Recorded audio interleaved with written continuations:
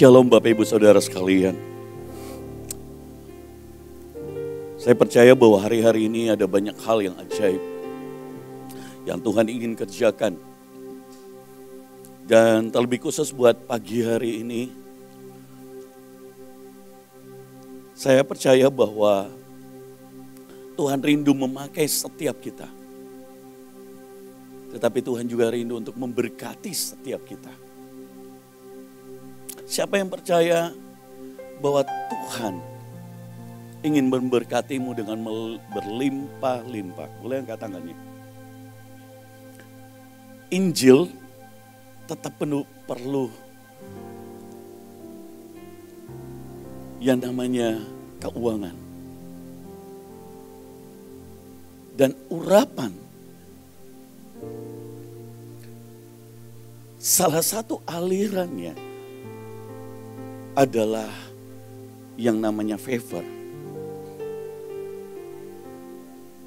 Kalau ada favor di hidup saudara, maka urapan berkat itu mengalir atas hidup. Kau tidak bisa pergi ke Eropa kalau saudara tidak punya keuangan. Saudara tidak bisa pergi jalan kalau saudara tidak punya keuangan. Dan urapan Tuhan salah satu hal, dia melahirkan favor atas hidup. Ya, Yusuf karena ada favor di hidupnya,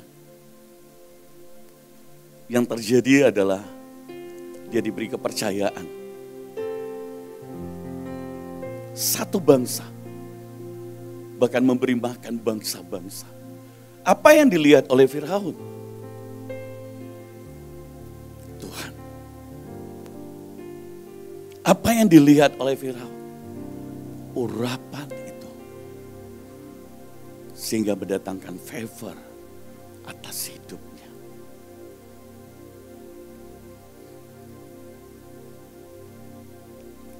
Saudara, dan pagi hari ini, terima kasih buat kesempatan yang diberikan buat pada Ibu In ada tugas tempat lain. Dan saya jarang-jarang saudara keluar tidak ada hari Minggu karena saya seorang gembala di Makassar di Gereja Sinar Holy Glory. Dan saya jarang tidak ada hari Minggu. Ya. Dan di Makassar, puji Tuhan, hari ini Ivan, anak saya yang khotbah sharing, dan ada beberapa full time hamba-hamba Tuhan yang bersama-sama dengan Ivan. Dan saya datang bersama istri saya, Ibu Weni. Dan kalau saya jarang keluar dari hari Minggu, istri saya juga lebih sering ada hari Minggu. Jadi, tapi hari ini kami bisa bersama-sama ada di Bekasi, ya, ada di tempat ini. Dan mari baca firman Tuhan. Oke. Saya beri tema firman ini open doors, pintu terbuka. Pintu terbuka.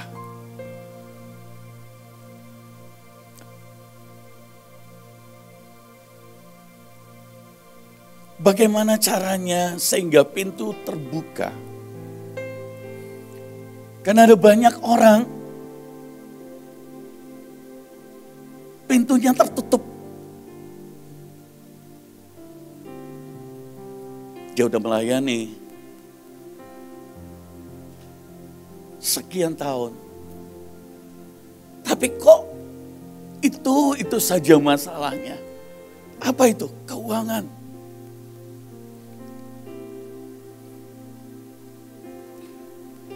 Padahal Tuhan berjanji untuk membuka pintu bagi kita. Wahyu pasal yang ketiga ayat 7 dan 8.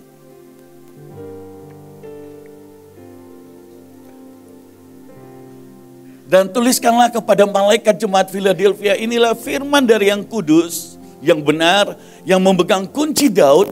Apabila ia membuka, tidak ada yang dapat menutup. Apabila ia menutup, tidak ada yang dapat membuka. Aku tahu segala pekerjaanmu.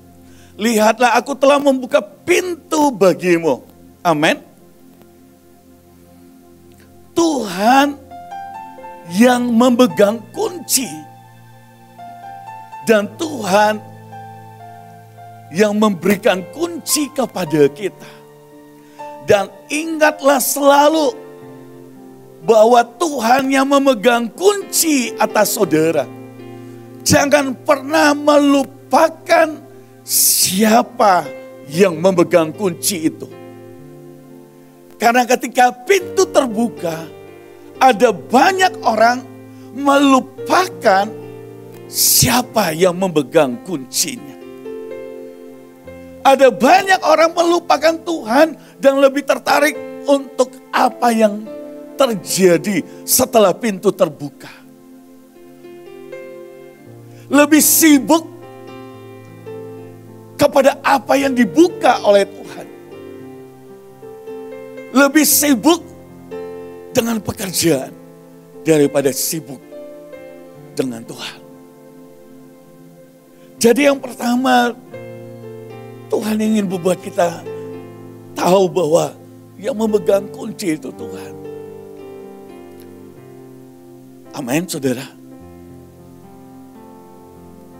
Karena kalau ketika pintu terbuka, sebentar saudara akan lihat ada sangat banyak hal yang terjadi. Sangat banyak, saudara.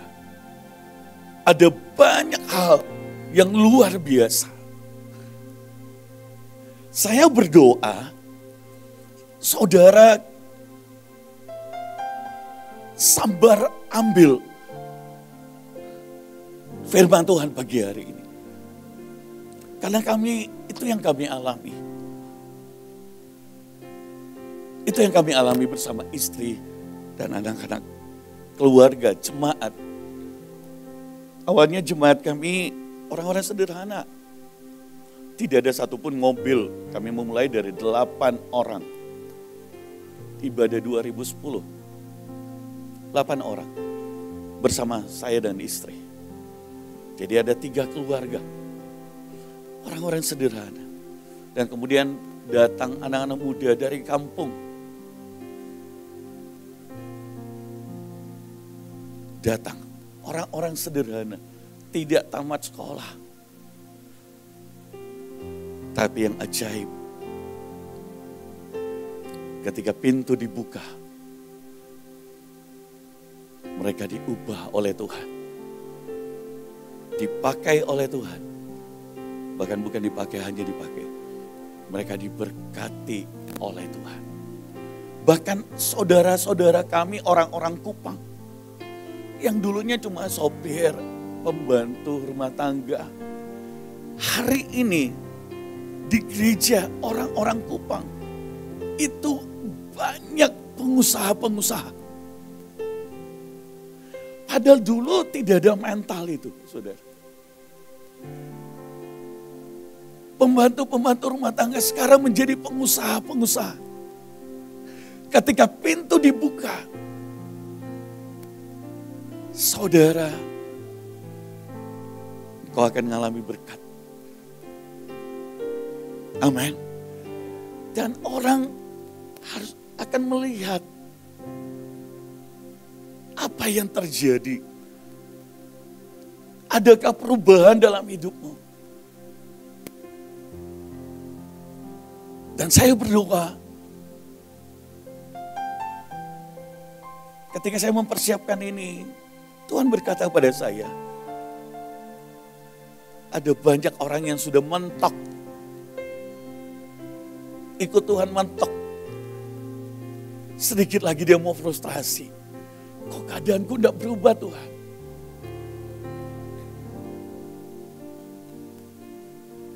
aku gagal terus.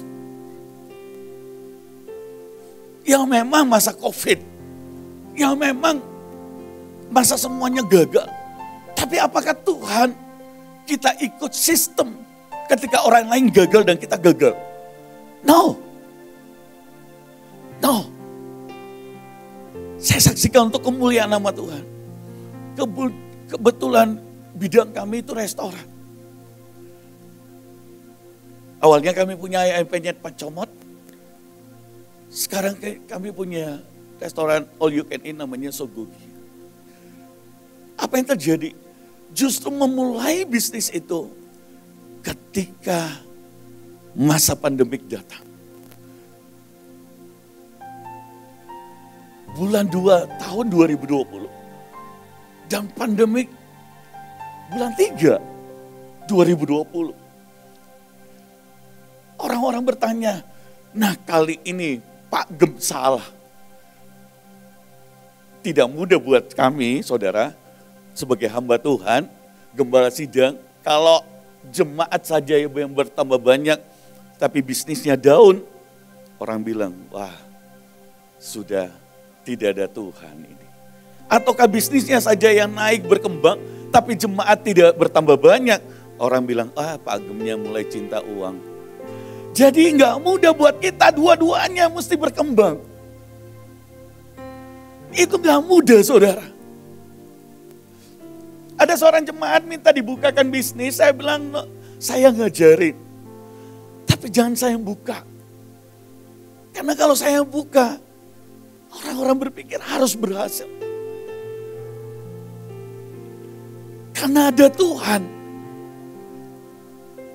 Kalau saudara ada Tuhan, ada favor dalam hidupmu, maka keuangan bangsa-bangsa Indonesia, apapun yang kau kerjakan, itu akan booming. Dipercaya oleh Tuhan. Apa yang menjadi faktornya? Tuhan. Dan hari itu bulan 3. Bulan 2 penuh dengan orang. Bulan 3. Karena PPKM tidak bisa. Sampai istri saya bilang, sudah dilarang, ditutup saudara. Tapi orang yang mau makan dia bilang biar di lantai 2. Dan penuh antri. Nggak bisa parkir depan outlet. Mereka parkir mana-mana saja. Yang penting datang makan. Kita sampai geleng kepala. Apakah di sana tidak ada all you can eat yang lain? Ada. Tapi kalau ada favor Tuhan. Ada favor Tuhan. Itu berbeda. Hari ini masih COVID saudara. Outlet sudah 6. Dan setiap outlet minimal orang yang makan 300 sampai 700 orang sehari. Biar hari biasa minimal 300. Itu saya berkata, ini Tuhan. Favor. Sekarang lagi mau buka restoran ke-7 di Kendari. Dengan 3 buah ruko. 3 lantai, 3-3-nya restoran. Favor saudara. Tuhan yang pegang kunci. Ingatlah selalu, Tuhan yang pegang kunci. Kalau dia yang membuka, tidak ada yang dapat menutupnya. Tapi kalau dia yang tutup, tidak ada yang bisa buka. Jadi pastikan hati kita, Tuhan, Engkau penentu atas hidupku. Engkau yang membuka bagiku. Amin. Apa yang terjadi ketika pintu itu dibuka? Ketika pintu berkat terbuka, saudara, maka di tengah orang lain gagal, engkau menjadi orang yang berhasil. Karena saya mau beritahu sebuah rahasia. Sebuah rahasia. Sebenarnya keuangan itu jumlahnya tetap atau kan juga bisa bertambah seiring. Tapi pertambahannya setiap tahun ada berapa persen. Jadi kalau di sini berkurang, di sana yang bertambah. Pindah. Anda harus mengerti ini. Jadi, ketika saudara orang lain mengalami kegagalan, jangan berkata yes karena semua orang gagal. Milikilah iman bahwa kau menjadi orang yang berhasil di tengah-tengah orang lain gagal. Lukas pasal yang kelima ayat 1 sampai dengan ayat yang ke-7. Di sini bicara tentang Petrus dan murid-murid yang lain. Saudara-saudaranya gagal menangkap ikan. Pada suatu kali Yesus berdiri di pantai Danau Genesaret. Sedang orang banyak mengerumuni dia hendak mendengarkan firman Allah. Ia melihat 2 perahu di tepi pantai, nelayan-nelayannya telah turun dan sedang membasuh jalannya. Ia naik dalam salah satu perahu itu, yaitu perahu Simon. Ada 2 perahu yang gagal. Dan mereka dua-duanya gagal. Tetapi Yesus naik ke salah satu perahu. Yaitu perahu Simon. Ayat yang keempat, setelah ia berbicara, ia berkata, bertolaklah ke tempat yang dalam, tebarkanlah jalamu menangkap ikan. Ayat yang kelima. Simon menjawab, Guru, telah sepanjang malam kami bekerja keras. Dan kami tidak menangkap apa-apa. Tetapi karena engkau menyuruhnya, aku akan menebarkan jala juga. Ayat yang ke-6, dan setelah mereka melakukannya, mereka menangkap sejumlah besar ikan. Sehingga jala mereka mulai koyak. Ayat yang ke-7, lalu mereka memberi isyarat kepada teman-temannya di perahu yang lain. Supaya mereka datang membantunya dan mereka itu datang. Lalu mereka bersama-sama mengisi kedua perahu itu dengan ikan hingga hampir tenggelam.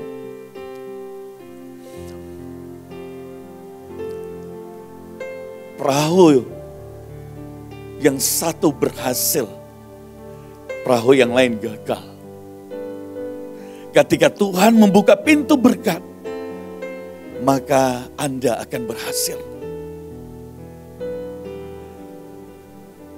Tapi apa karakter yang kita mau belajar dari hal ini? Yang pertama, itu mengizinkan Yesus. Bukan hanya sekali, saudara. Tapi setiap saat, setiap waktu. Untuk naik dan sekali lagi naik. Bahkan tinggal untuk dia yang menjadi pemimpin dalam perahu hidup.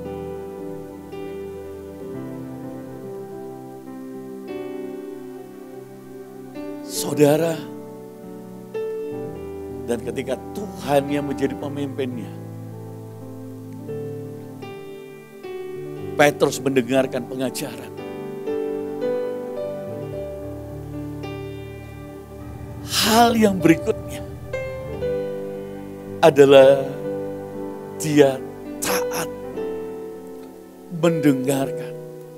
Firman Tuhan berkata, terlebih berkat untuk melakukan firman.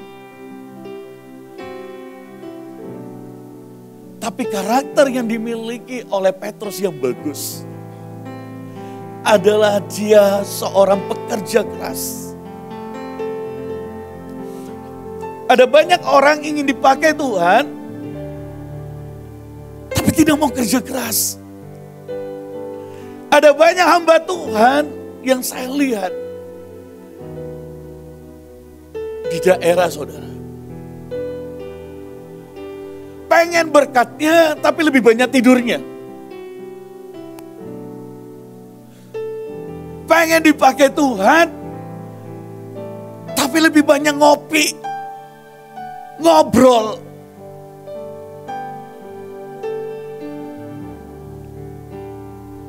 Tidak kerja keras, saudara. Ya, dia rajin melayani. tapi tidak kerja keras. Saudara lihat, pengusaha itu pintar saudara. Kalau dia lihat hamba Tuhan itu kerja keras. Tidak pagi, tidak siang, tidak malam. Dan dia melayani dengan tulus. Dia tahu di sini tempatnya untuk dia menabur. Dan dia menabur. Karena dia tahu ini tempat yang subur. Dia lihat hidup hamba Tuhan itu. Dan dia tabur. Saya dijemput sama Pak Robert. Saya cerita sama Pak Robert. Ibu Iin itu kalau datang ke Makassar, susah untuk minta Ibu Iin nginap semalam. Istri saya sering kali bilang, Bu nginap semalam kita mau ngobrol. Kalau ibadah hari Minggu datangnya subuh-subuh, pagi-pagi. Udah ibadah pagi, sore. Itu udah balik. Saudara, apa enggak capek? Capek saudara.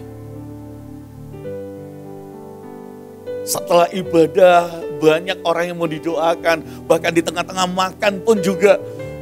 Jemaat Makassar percayalah saudara, haus dan lapar. Itu masih pengen sharing, masih pengen apa. Seperti itu. Masih pengen didoakan, diimpartasi. Wah, capek. Tapi saya lihat disitulah saudara favor Tuhan turun. Latih dirimu untuk kerja keras. Bahkan Yesus berkata tidak ada tempat untuk meletakkan kepalanya. Tidak ada tempat saudara. Karakter yang dimiliki oleh Petrus adalah orang yang tidak mudah menyerah. Kalau saudara ingin dipercaya hal yang besar, satu kali engkau bisa gagal, cobalah untuk 2 kali. 2 kali engkau bisa gagal, cobalah untuk ketiga. 3 kali engkau bisa gagal, cobalah sampai engkau berhasil. Sebab janji Tuhan tidak pernah gagal dalam hidupmu. Andaikan Petrus punya karakter orang yang mudah menyerah. Apa yang terjadi saudara? Kita udah gagal. Tapi dia berkata, tetapi karena engkau menyuruhnya Tuhan. Ketaatan berbanding selurus dengan iman yang tidak mudah menyerah. Ketika saudara ada di marketplace, ketika saudara ada di pelayanan, tentu keadaan tidak selalu mudah. Ada orang tersenggol sedikit, udah meloh. Aduh, gua nggak dianggap lagi. Gua nggak disayang lagi sama ibu. Waduh, gua nggak dikasih jadwal lagi.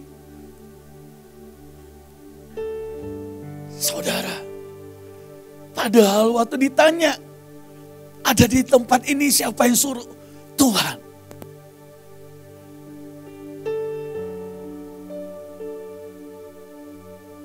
Pertahankan perkataanmu Tuhan. Karena engkau akan diuji dengan siapa? Sekelilingmu. Itu diizinkan Tuhan untuk menguji iman kita. Untuk membuat kita punya karakter yang ngikut Tuhan itu dengan tulus. Punya iman supaya saudara punya karakter yang tidak mudah menyerah. Punya komitmen. Pernikahan itu bukan hanya karena cinta, tapi komitmen. Ikut Tuhan bukan karena kita mencintai Tuhan itu luar biasa, tapi bukti saudara punya komitmen. Amin. Saudara punya komitmen untuk bangun pagi doa. Sekalipun orang lain tidak bangun pagi. Sekalipun kau capek. Tapi kau punya komitmen. Kau punya komitmen. Ketika Tuhan menyuruh ke satu tempat. Sekalipun mungkin itu tidak seperti yang saudara bayangkan. Banyaknya orang, kau punya komitmen saudara.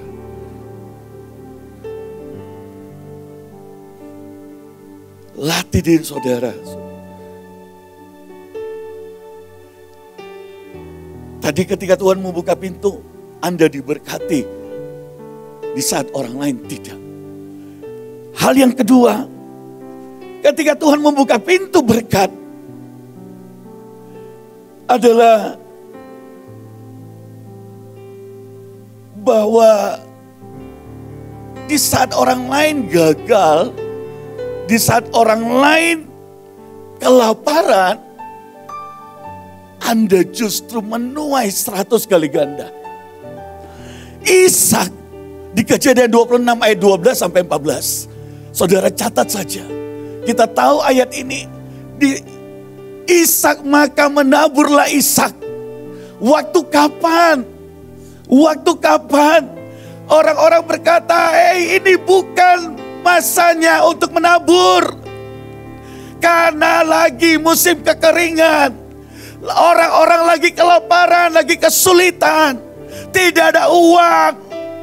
Tapi saya mau berkata, di saat kesulitan, di saat kelaparan, ketika matamu dibuka dan engkau menabur, maka engkau menabur dengan iman. Di saat itulah engkau akan menuai. Saya Tuhan ingin melihat orang-orang yang setia di saat orang lain tidak setia. Orang-orang yang dipakai Tuhan adalah orang-orang yang tidak mudah menyerah. Saya memilih orang yang di dekat saya adalah bukan di saat pesta, tapi di saat saya mengalami sendiri siapa yang bersama saya. Sekalipun mereka orang sederhana, karena karakter itu mahal.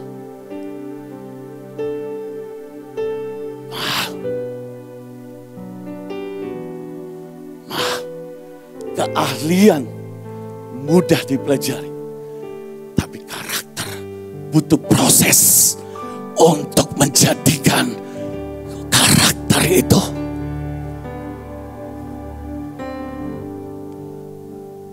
Dan itu bukan dengan omongan, bukan dengan omongan, tapi yang lahir dari kehidupan, perilaku. Saudara,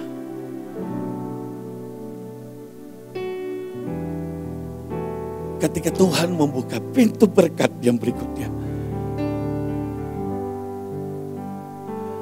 maka Tuhan memberimu lebih dari cukup.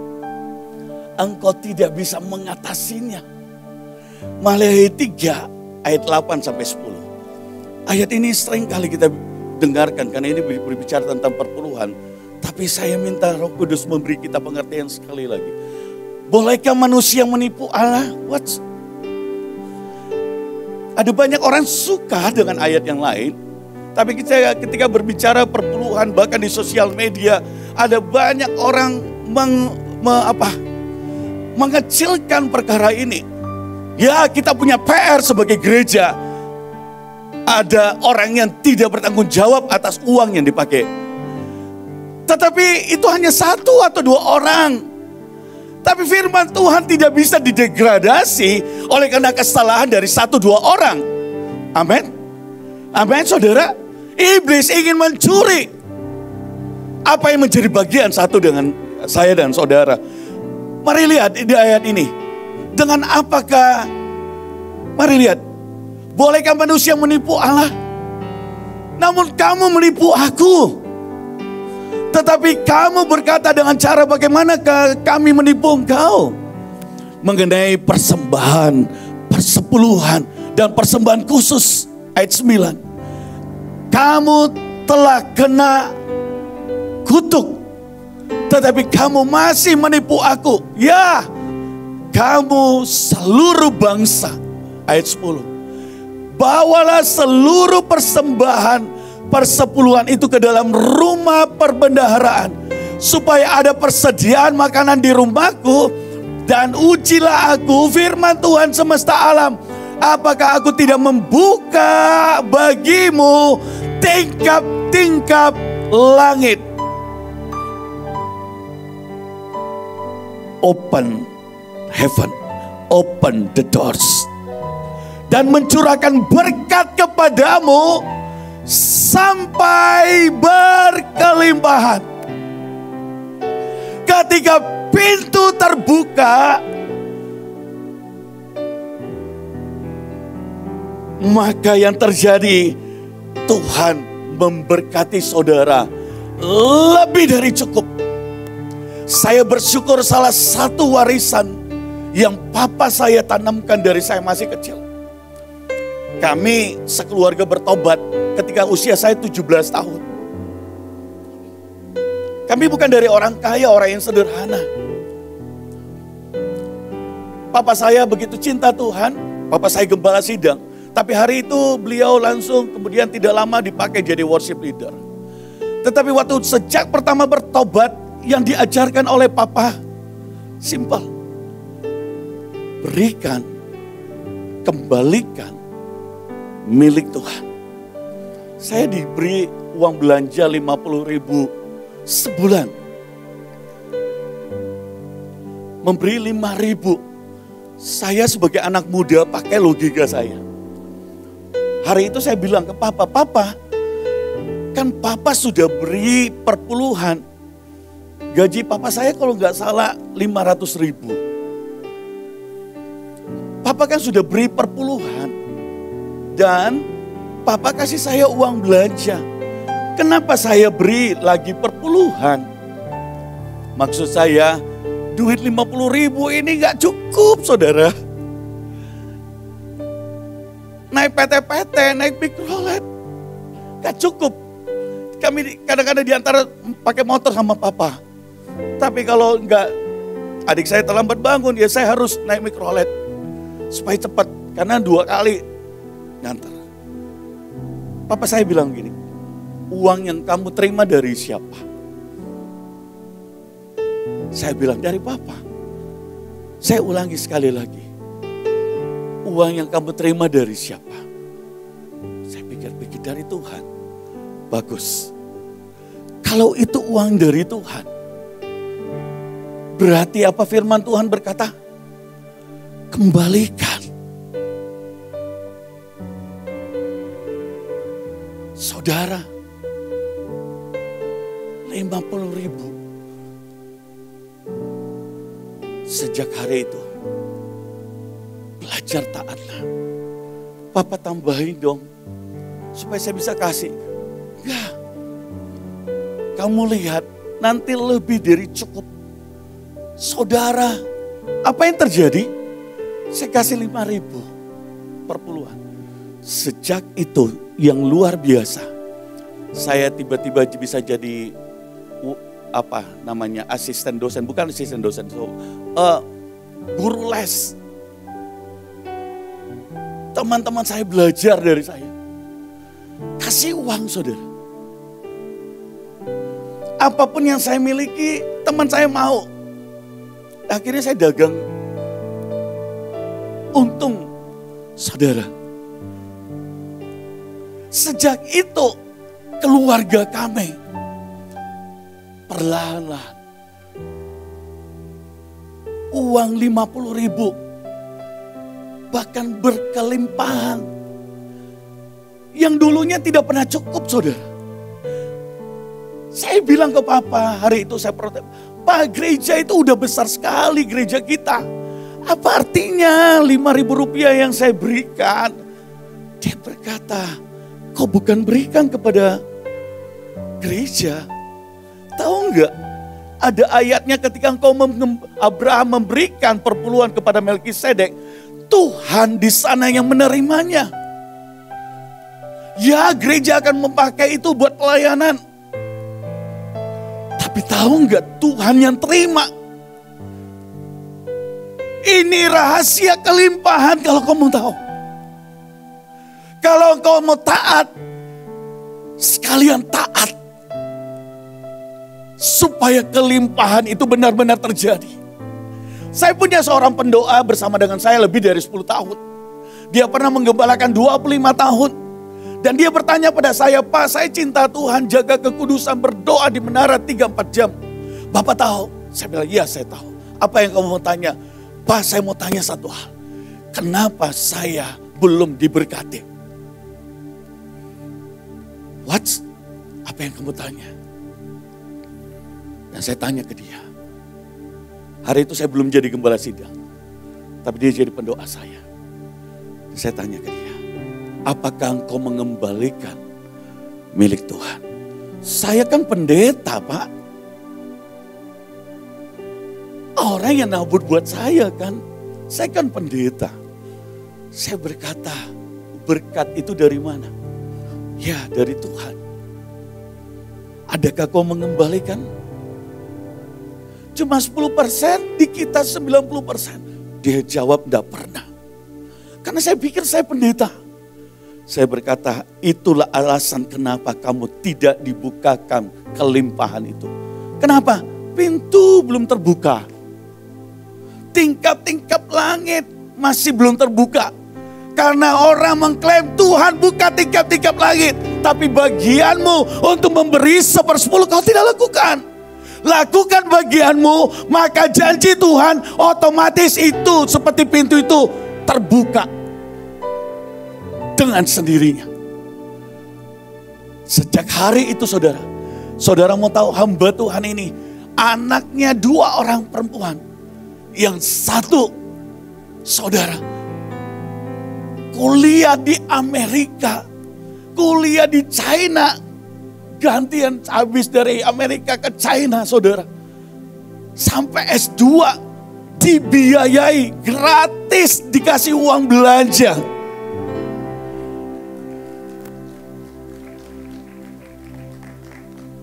Dulu gak punya rumah, hari ini rumahnya gede. Anaknya yang satu menikah dan suaminya jadi PNS.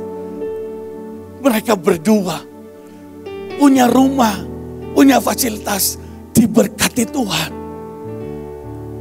Dia berkata, Pak, terima kasih. Saya berkata, berterima kasihlah pada Tuhan. Jangan jadi laut mati berkat buat dirimu. Berkali-kali Ibu Iin ngajarkan, hamba-hamba Tuhan ngajarkan saudara, untuk saudara jadi saluran berkat. Bahkan bukannya persepuluhan, tetapi engkau mesti memberikannya dengan sukacita. Engkau memberikannya dengan tulus, tanpa motivasi. Sebab engkau percaya kepada firman-Nya. Yang berikutnya, ketika Tuhan membuka pintu berkat bagimu, apa yang terjadi lagi? Engkau akan diberkati seumur hidupmu. Itu terjadi pada Obed-Edom. 2 Samuel pasal yang ke-6, ayat yang ke-11 dan 12 saja langsung.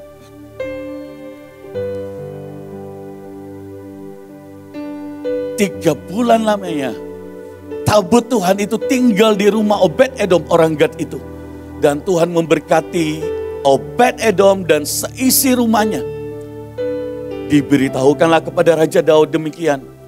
Tuhan memberkati seisi rumah Obed-Edom dan segala yang ada padanya. Oleh karena tabut Allah itu. Lalu Daud pergi mengangkut tabut Allah itu dari rumah Obed-Edom ke kota Daud dengan sukacita. Anda bisa bayangkan. Kalau ada tabut Tuhan di hidupmu. Engkau diberkati. Seumur hidup saudara. Orang akan datang dan belajar. Bahkan Raja Daud pun belajar. Kepada Obed-Edom. Bangsa ini akan belajar. Kepada gereja Tuhan. Kalau ada tabut Tuhan. Para pejabat, bahkan presiden bisa meminta nasihat. Kalau ada tabut Tuhan, kalau pintu berkat terbuka, orang-orang akan tahu bahwa engkau diberkati Tuhan seumur hidup. Tuhan tidak merahasiakan, tapi berkat itu terdengar. Ada Tuhan loh di situ. Ada Tuhan. Ada Tuhan. Ada Tuhan.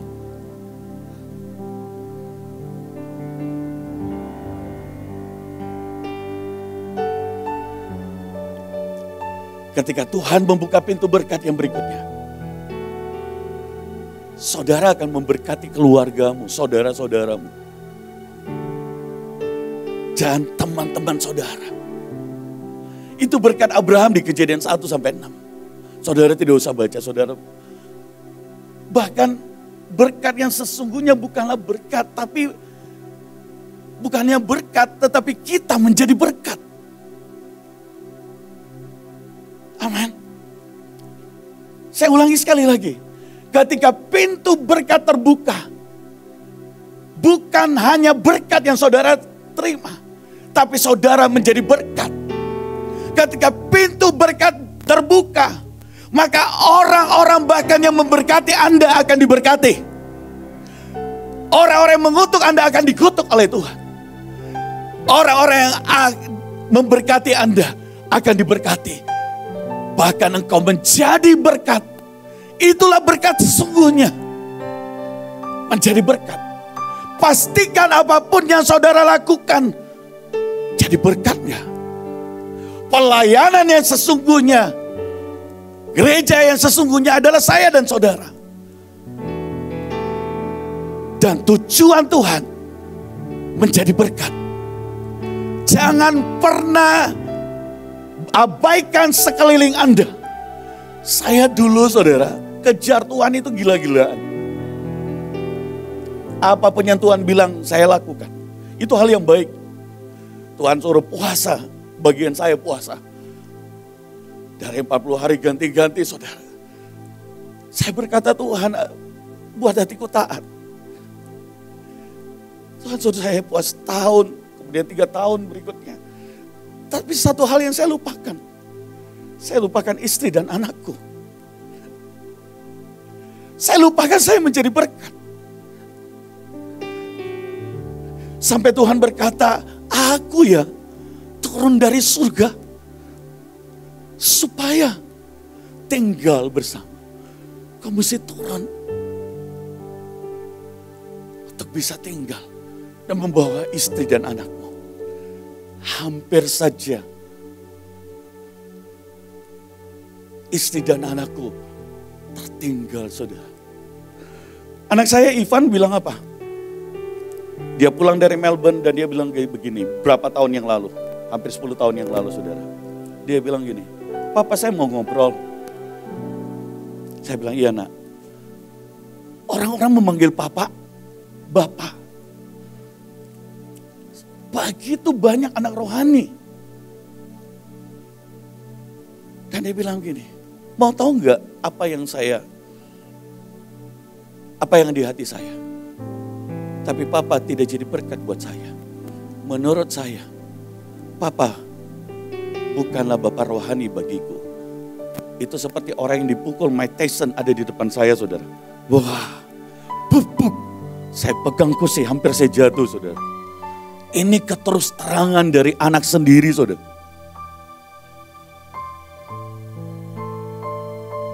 Mungkin dia juga sudah di titik. Istri saya berkata, Papa kau terlalu egois. Kau gak lihat badanku berdarah-darah. Itu bahasanya dulu.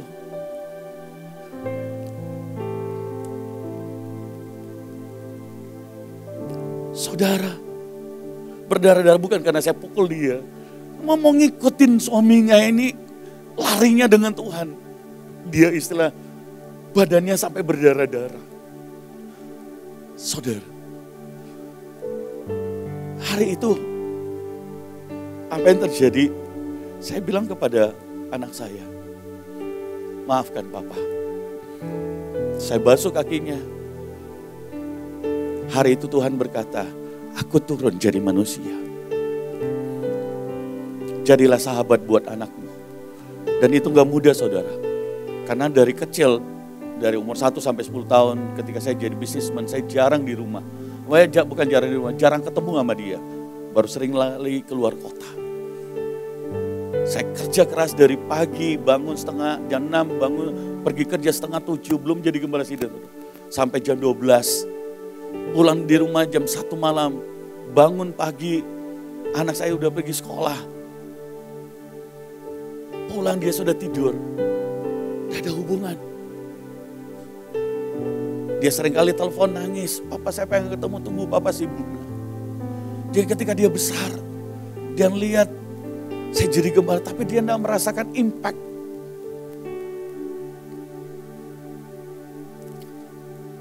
Hari itu, salah satu bukti kasih, engkau mulai mendengarkan keluargamu.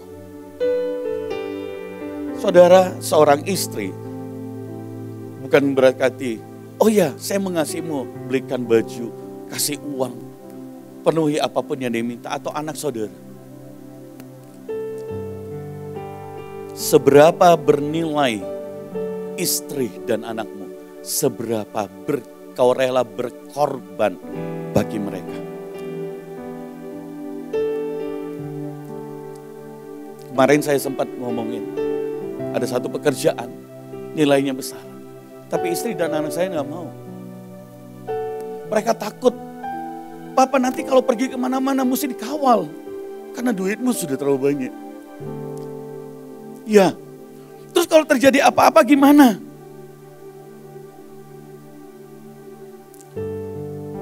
Saya sangat pengen, tapi istri dan anak saya. Pilihannya kalau tetap saya memilih ini, pasti saya melukai mereka. Sampai anak saya bilang, Pak, kalau Papa pilih saya ke Jakarta, saya nggak sanggup. Duitnya terlalu besar. Saya nggak sanggup lihat kalau terjadi apa-apa. Papa jangan lihat hanya yang baiknya, tapi lihat resikonya.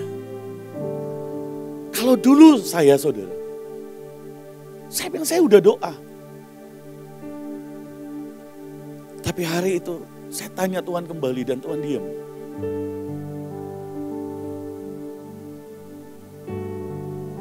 Dan tiba-tiba Roh Kudus ingatkan saya firman. Saya tidak ambil walaupun saya pengen sekali. Kenapa? Saya bilang pada istri dan anak. Saya berkata saya pengen sekali bisnis ini. Tetapi engkau lebih berharga daripada 500 juta dolar. Kalian lebih daripada proyek ini. Dan hari itu saya tahu mungkin saya nggak pegang uang 500 juta dolar. Tapi yang saya menangkan hari itu adalah hati istri dan anakku. Saudara, ketika Tuhan membuka pintu berkat, bahkan musuh saudara akan mencari bantuan kepada saudara. Itu dialami oleh Yusuf.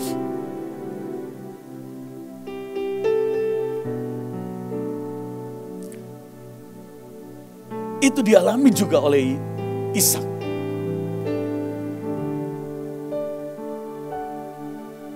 Jadi ketika pintu berkat terbuka,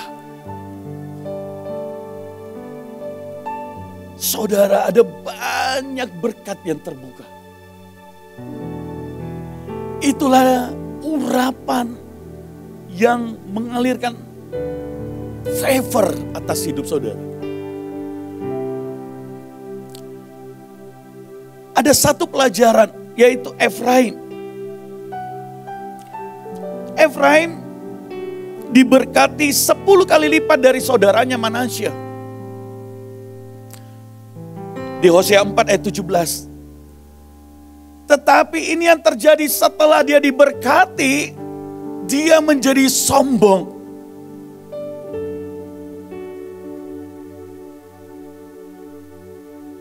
Dan berhala menjadi penyembahannya. Berhala menggantikan Tuhan.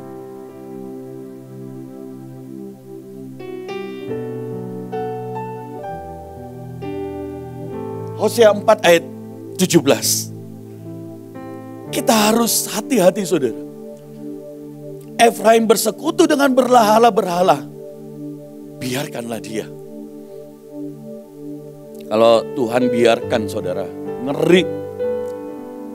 Saya lihat kemarin kalau Ibu Iin sayang,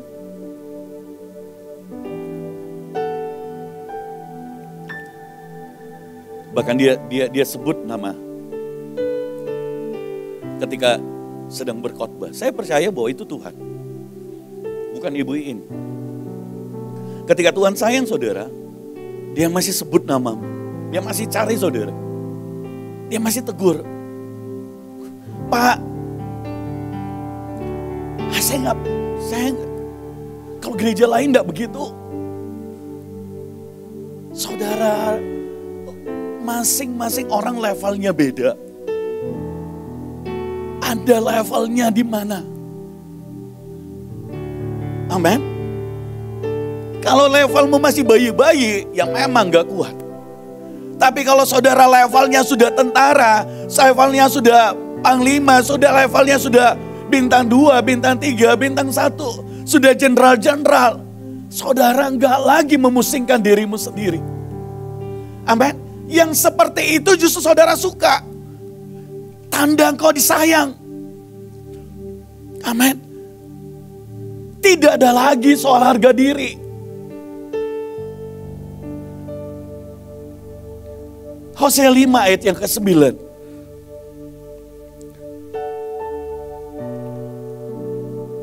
Hosea 5 ayat yang ke-9. Efraim akan menjadi tandus dan pada hari penghukuman mengenai suku-suku Israel aku memberitahukan apa yang pasti. Efraim menjadi tandus saudara. Lihat, dari yang tadinya diberkati 10 kali lipat dari saudaranya Manasya, tapi hatinya menjadi sombong. Kenapa bisa? Karena dia melupakan yang memegang kunci. Di awal saya mau berkata, ingatlah selalu siapa yang memegang kunci atas hidupmu. Ingatlah selalu siapa yang memegang kunci. Lot melupakan siapa yang memegang kunci, yaitu Tuhan. Sehingga dia memilih untuk pisah dari Abraham. Sehingga yang dia pilih, dia pikir itu taman Tuhan. Apa yang dilihat oleh mata manusia, tanpa dia melihat Tuhan yang memegang kunci. Saudara, yang dia lihat matamu itu salah. Karena kau tidak bisa melihat yang jauh. Hanya Tuhan yang bisa. Perhatikan baik. Dan tanda adalah dia selalu sepakat. Kenapa Tuhan ngajari kita sepakat? Karena dia sendiri sepakat. Bapa, Putra, dan Roh Kudus tidak kerja sendiri-sendiri. Oh, beda sama Lucifer. Lucifer punya pengaruh yang banyak. Sepertiga bintang. Dan ketika dia punya pengaruh, kesombongannya muncul. Yang terjadi apa? Aku ingin seperti Tuhan. Bahkan dia jatuh. Dia enggak sendiri jatuh saudara. Dia jatuh, banyak diambil orang. Saya akhiri dengan kesaksian. Saya tiba-tiba teringat. Ada banyak orang. Saya masih suka sekali pakai baju profetik, Pak Ferry. Saya bagi 2 kesaksian ya. Satu kali kakaknya ibu dan sakit keras. Sudah pergi berobat kemana-mana gak bisa sembuh. Dan Tuhan suruh puasa 40 hari. Satu kali di pagi itu saya tahu peperangannya berat. Ibu bilang, kok nggak bisa tidur, ngamuk pagi-pagi. Dan tiba-tiba Tuhan bilang, ketika saya pakai baju, saya tanya Tuhan, saya pakai baju apa? Dan Tuhan suruh saya pakai baju profetik dengan senjata. Saudara, saya hanya pakai baju profetik. Saya datang, kita sudah doa, tapi hari itu spesial. Perang, saudara. Dan kemudian saya lihat iblis itu dengan pedangnya dihuruskan. Tetapi kemudian ada malaikat Tuhan menahan. Dan hari itu saya berkata, sakitnya disembuhkan Tuhan. Setelah dia bebas, dan sejak itu tidak pernah lagi, dan dia pergi ke dokter. Ada ibu di sini, istri saya. Ajaib, dokter berkata, hasil labnya dia sembuh. Dia sembuh. Tapi ini yang saya mau bilang, saudara. Ketika perang selesai itu, dia ngomong ke saya, dia saksi. Dia bilang, kamu pakai baju apa? Kenapa kok? Dia bilang, tadi waktu saya tidak bisa kendalikan diri saya. Dia bilang, semua senjata yang ada di baju itu seperti keluar dan hidup. Dan dia berkata, itu kuasa kegelapan banyak sekali di dalam saya. Dan itu seperti hidup. Dan seperti ada malaikat yang pakai senjata demi senjata itu. Satu demi satu roh jahat itu. Sampai dia dibebaskan. Wow. Saya satu kali negosiasi dengan orang bisnis nih. Kemudian saya tanya ke Tuhan, Tuhan, saya mau pakai baju apa? Dan Tuhan suruh saya pergi ke satu daerah. Saya nggak tahu mau bisnis apa ke Batam hari itu. Tuhan bilang pakai baju profetik ini. Yang ini. Dan saya bilang tuh, setelah saya ketemu sama orang itu, apa yang terjadi? Saudara, dia bilang saya dikasih mimpi sama Tuhan. Apa mimpinya? Dia bilang berikan franchise ayam penyet Pak Comot. Saudara tahu istri saya bayar franchise ratusan juta. Enggak tahu 100 juta. Lebih itu setiap bulan berapa? Saya enggak ngerti. 100-200 juta pokoknya berapa ratus juta. Enggak mungkin orang mau kasih tiba-tiba datang kasih gratis. Apa yang dia bilang? Waktu kau pakai baju itu, saya lihat ada Tuhan. Favor. Dia orang Kristen loh. Di gereja GBI loh. Dan dia bilang, saya di sana di Batam, dikasih mimpi sama Tuhan. Berikan. Itu. Saya bilang saya gak punya uang. Temannya yang satu yang perkenalkan, hamba Tuhan, gembala sidang, saudara. Dia bilang, ambil cepat-cepat Pak Hendrik. Ya saya gak apa-apa, karena ini sahabat saya, sudah almarhum. Gereja Rock ya, Pak Rudi. Ambil cepat-cepat Pak, karena ini gak mungkin terjadi. Gak ada orang yang bodoh, mau kasih franchise-nya. Di tengah-tengah menghasilkan. Yang ada apa? Kalau gak menghasilkan, saudara. Jadi saya mau bilang, orang lain gak ngerti fungsinya. Ini baru baju loh yang saya pakai. Apalagi kalau saudara pakai senjata yang lain, yang penting imanmu. Ngerti? Yang penting Tuhan suruh. Amin. Yang penting kau taat. Jangan lakukan dengan biasa saja. Satu kali saya tambahin satu lagi. Di hotel kami itu pernah airnya bau. Dan tandemnya itu di atas lantai 16. Udah pakai saringan, udah pakai apa, kok tetap bau. Istri saya sampai frustasi bilang apa? Kenapa ya airnya ini bau ya? Filter udah ganti, udah tambah. Kita udah doa. Tiba-tiba di tengah-tengah saya frustrasi, saudara. Jadi pendeta bisa juga frustrasi. Udah mengkal jengkel banget.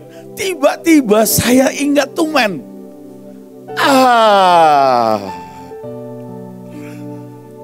Saya bilang gini, oke, saya panggil salah satu itu anak-anak. Ibu Ita sama suamimu naik ke atas, ke tandem. Bikin apa Pak?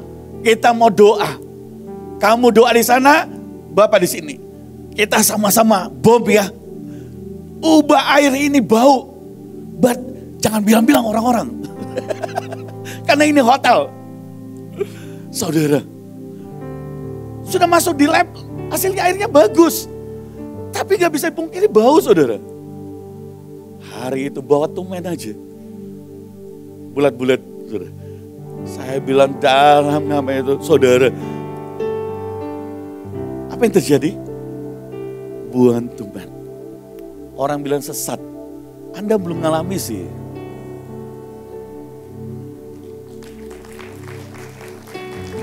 Anda mesti frustrasi kayak saya. Baru bisa. Apa yang terjadi saudara? Sejak hari itu sudah berapa tahun sampai sekarang air di hotel tidak pernah bau. Kosnya murah. Anda selalu pikir cari kos yang mahal. Saya jemput kita bangkit berdiri yuk.